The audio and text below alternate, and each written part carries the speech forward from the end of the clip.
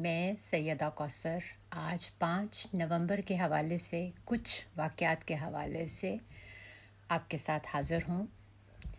تاریخ میں آج کے دن کو کئی دلچسپ اور نایاب واقعات سے جوڑا جاتا ہے۔ ایک اہم واقعہ گن پاؤڈر پلاٹ ہے جو 1605 میں آج ہی کے دن انگلینڈ میں پیش آیا تھا۔ اس سازش کا مقصد پارلیمنٹ کو دھماکے سے اڑانا تھا تاکہ کنگ فرسٹ جیمز کو قتل کیا جا سکے اور انگلینڈ میں کیتھولک حکمرانی قائم کی جا سکے۔